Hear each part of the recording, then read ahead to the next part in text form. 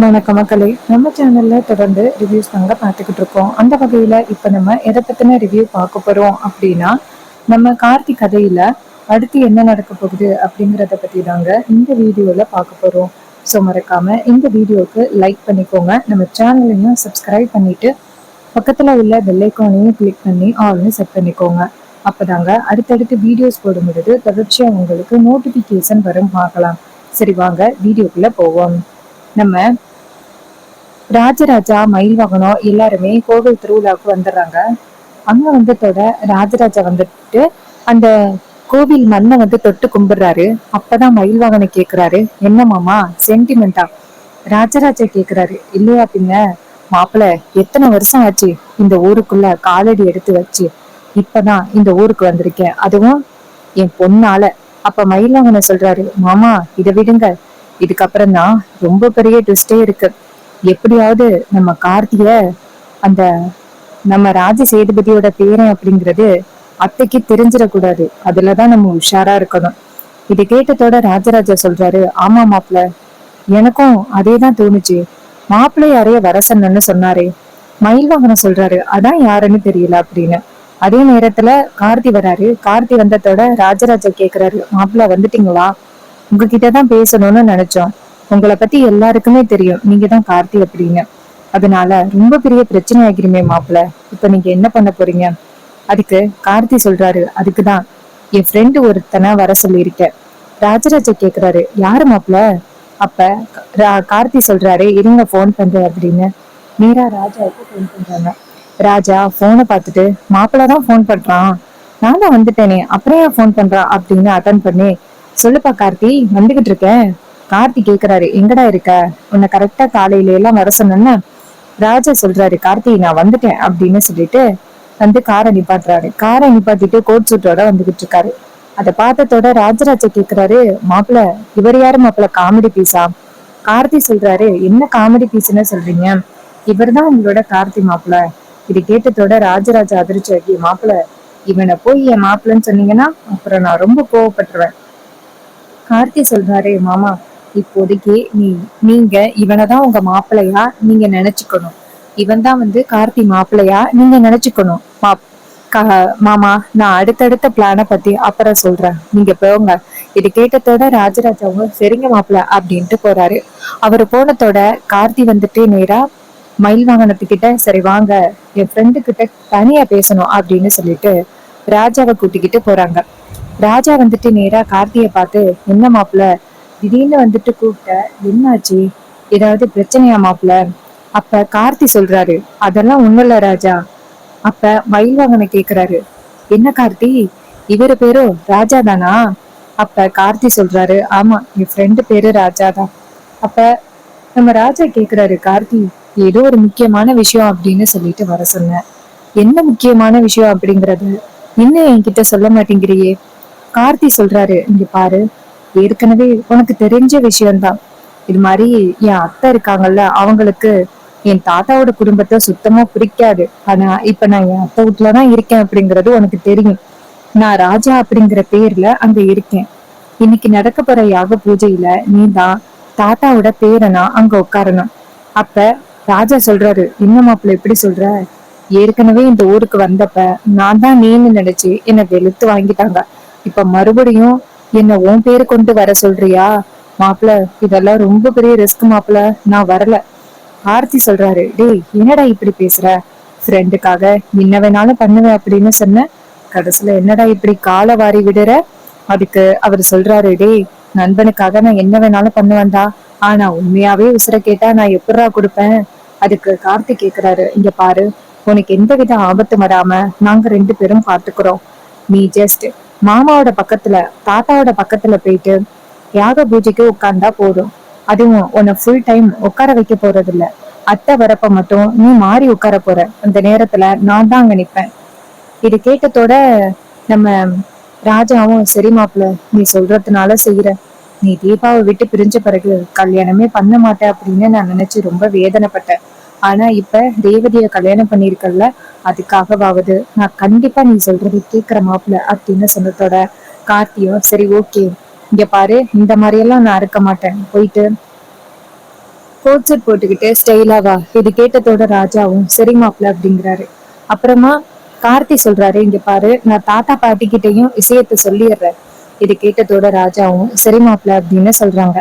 அதுக்கப்புறம் கார்த்தி சொல்றாரு, சரி நீ காருக்குள்ள போய் உட்காரு, நான் தாத்தா பாட்டி கிட்ட கூப்பிட்டு விஷயத்த சொல்றேன், அதுக்கப்புறம் உனக்கு மிஸ் கால் விடுறேன், அதுக்கப்புறம் நீ அந்த இடத்துல இருந்து வா. இது கேட்டதோட ராஜாவும் சரி அப்படிங்கிறாரு.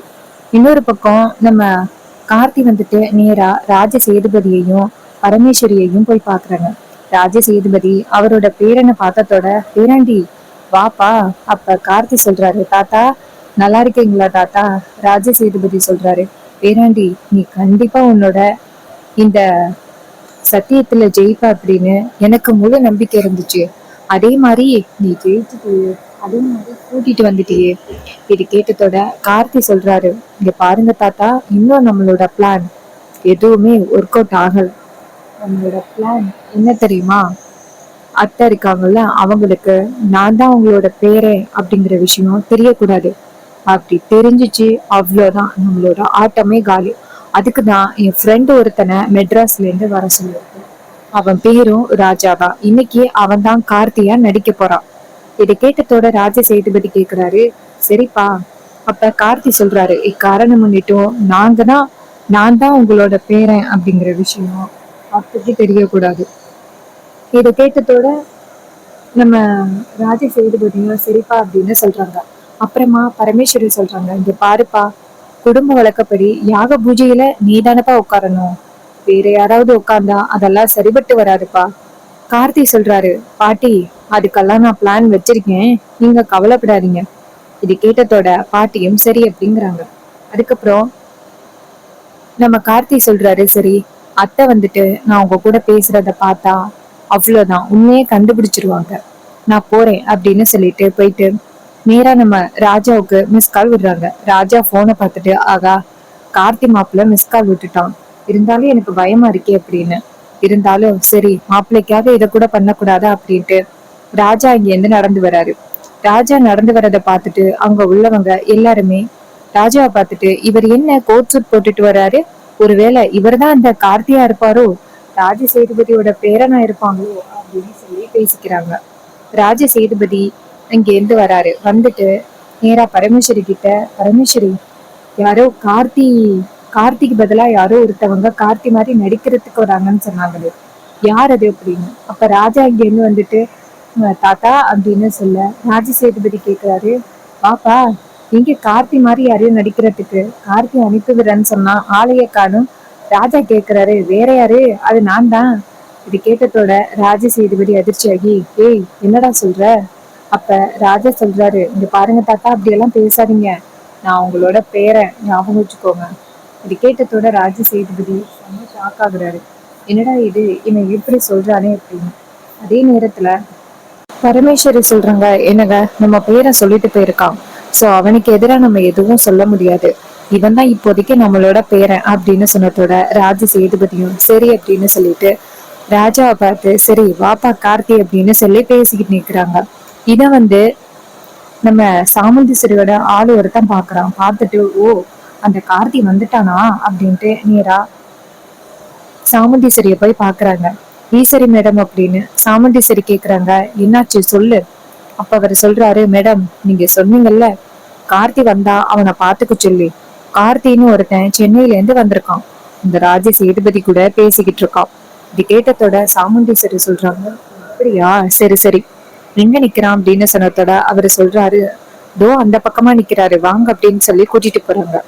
சாமுண்டீஸ்வரியும் இங்க இருந்து போறாங்க.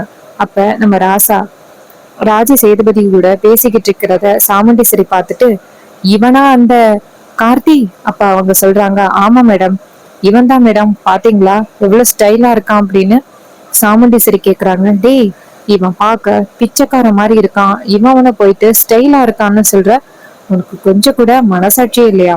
அதுக்கு அவர் சொல்றாரு, மேடம் பாக்குறதுக்கு ஸ்டைலா தான் மேடம் இருக்காரு, நீங்க தான் சரியா கண்டுபிடிக்காம இருக்கீங்க. சாமுண்டீஸ்வரி சொல்றாங்க, இங்க பாரு, சிவனா என் பொண்ண கல்யாணம் பண்றதுக்காக தாலி கட்ட வரேன்னு சொன்னான், ஒரு வேலை இவன் பரவாயில்ல கார்த்தியா இருந்தாலும் பரவாயில்லன்னு நினைச்சு கூட நான் கண்டிப்பா வந்துட்டு என் பொண்ணை இவனுக்கு கல்யாணம் பண்ணி கொடுக்க மாட்டேன்டா அப்படின்ட்டு சாமுண்டீஸ்வரி சொல்றாங்க, இவனை விட என் ராஜா மாப்பிள்ள சரியான வீரன் தான் அப்படின்னு.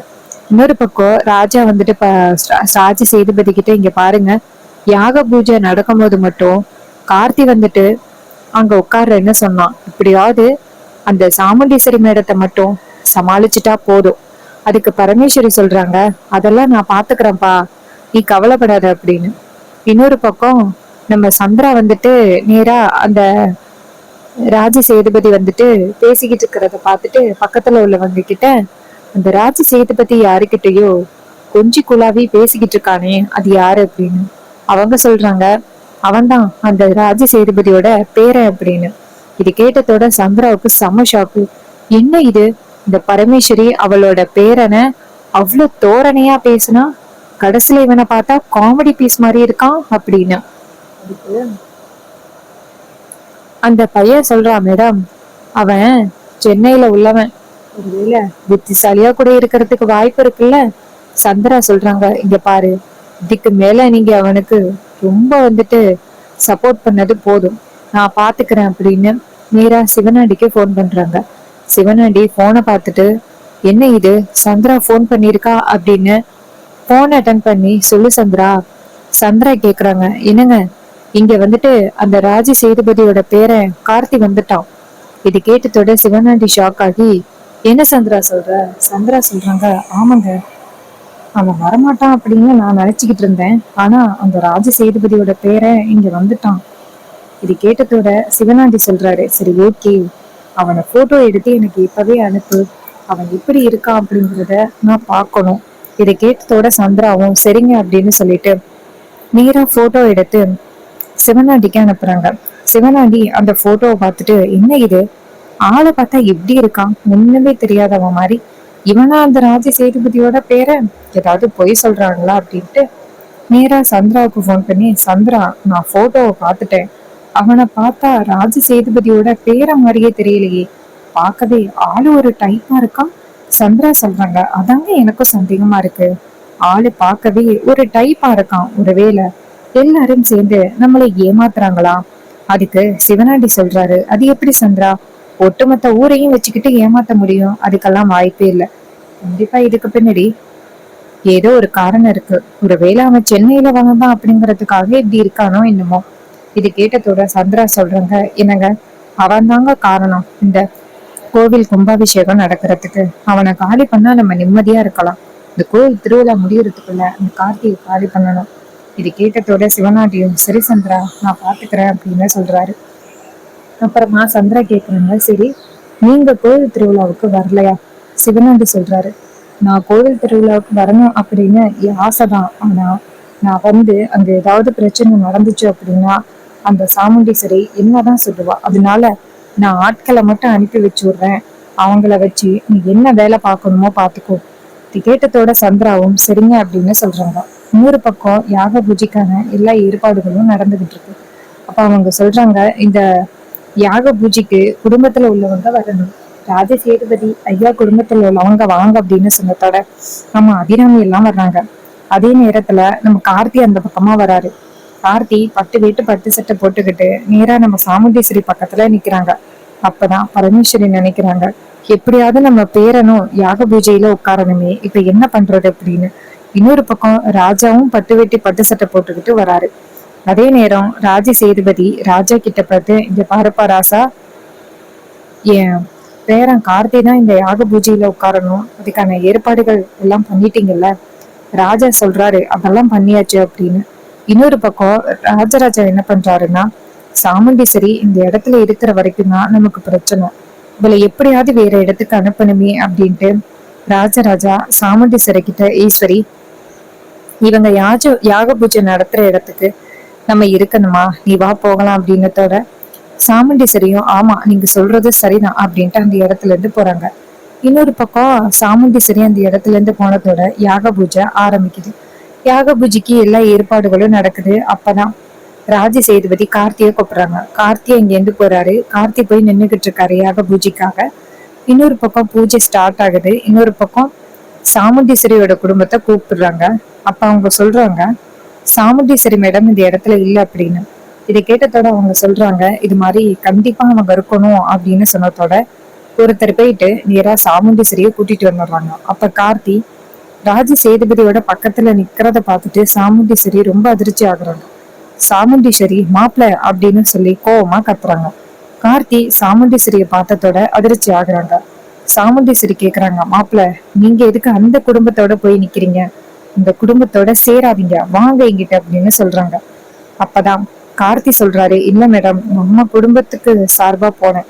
சாமுண்டீஸ்வரி சொல்றாங்க, இங்க பாருங்க மாப்பிள, அந்த குடும்பத்தோட துரோகத்தை பத்தி உங்களுக்கு தெரியல. எப்ப வேணும்னாலும் உங்க மேல பழி போட்டு உங்களை இந்த ஊரை விட்டு ஒதுக்கி வைக்கிறதுக்கு திட்டம் போடுற வஞ்சகமான ஃபேமிலி. உங்க ஃபேமிலிய நம்பி போய் அங்க நிக்கிறீங்களா? வாங்க மாப்பிள்ள என்கிட்ட அப்படின்னு. அப்பதான் விருமன் அந்த இடத்துக்கு வராரு. வந்துட்டு, சாமுண்டீஸ்வரி, எப்படி அவன் இந்த பக்கம் வருமா? அவன் குடும்பத்துக்காக அவன் அங்க நின்னுகிட்டு இருக்கான். பரமேஸ்வரி விருமனை பார்த்து, இங்க பாரு விருமா, தேவையில்லாத பிரச்சனைய கொண்டுட்டு வராம வாய மூடு. விருமன் கேக்குறாரு, நான் என்ன தேவையில்லாத பிரச்சனைய கொண்டுட்டு வந்தேன்? உண்மையதானே சொல்லிக்கிட்டு இருக்கேன். சாமுண்டீஸ்வரி, அவங்க குடும்பத்துல உள்ள பிள்ளை அங்க நின்னுகிட்டு இருக்கான், உனக்கு என்ன? சாமுண்டீஸ்வரி கேக்குறாங்க, விருமா என்ன வளர்ற? விருமன் சொல்றாரு, நான் வளர்றேனா? நான் உண்மையதான் சாமுண்டீஸ்வரி சொல்றேன். அவன் அந்த வீட்டோட பேரன், அங்க நிக்காம வேற எங்க நிப்பான்? இது கேட்டதோட சாமுண்டீஸ்வரிக்கு செம்ம ஷாக் ஆகுது. சாமுண்டீஸ்வரி கார்த்திகை பார்த்து, மாப்பிள்ள இவன் என்னென்னமோ வளர்றான், என்னால நம்ப முடியல, சொல்லுங்க மாப்பிள்ள. இது கேட்டதோட கார்த்தி சொல்றாரு, இல்லத்த, இது மாதிரி நான் தான் ராஜ சேதுபதியோட பேரன் அப்படின்னு. இது கேட்டதோட சாமுண்டீஸ்வரிக்கு ரொம்ப அதிர்ச்சி ஆகுது. மாப்பிள்ள போய் சொல்லாதீங்க. இது கேட்டதோட கார்த்தி சொல்றாரு, என்னை மன்னிச்சிருங்க, நான் தான் ராஜ சேதுபதி ஐயாவோட பேரன் அப்படிங்கறத ஒத்துக்கிறாங்க. இதை கேட்டதோட சாமுண்டீஸ்வரிக்கு செம்ம ஷாக் ஆகுது. சோ கண்டிப்பா யாக பூஜையிலயோ இல்ல கோவில்லையோ அந்த விருமன் மூலமாவோ இல்ல ஊர் மக்கள் மூலமாவோ கார்த்தி எப்படிங்கிற விஷயம் கண்டிப்பா தெரிய போகுது. சாமுண்டீஸ்வரி அதை எப்படி எடுத்துக்க போறாங்க, எப்படி இந்த யாக பூஜையை நடத்த போறாங்க, இது எல்லாமே அப்கமிங் எபிசோடில் ரொம்ப ரொம்பவே இன்ட்ரெஸ்டிங்கா நடக்க போகுது. ஸோ நம்ம சேனல்ல ரீசெண்டா 1 lakh சப்ஸ்கிரைபர் ரீச் பண்ணியிருக்காங்க. ஸோ இது வரைக்கும் இந்த சேனலுக்கு கண்டினியூவா ஆதரவு கொடுத்த உங்க எல்லாருக்குமே ரொம்ப தேங்க்ஸுங்க. முக்கியமா இந்த சேனலை நீங்க எந்த இயர்ல இருந்து வாட்ச் பண்ணிக்கிட்டு இருக்கீங்க அப்படிங்கிறத கமெண்ட்ல சொல்லுங்க. ஸோ இதே மாதிரி இனிமே அப்டேட்ஸ் நம்ம சேனல்ல தொடர்ந்து பார்க்கலாம். தேங்க்யூ ஃபார் வாட்சிங். ஸோ இன்னொரு புது வீடியோல நம்ம சாமுண்டீஸ்வரி உண்மைகளை மாய கிட்ட சொன்னா எப்படி இருக்கும் அப்படிங்கிறத பத்தி அப்கமிங் சீன்ல பார்ப்போம். தேங்க்ஸ் ஃபார் வாட்சிங்.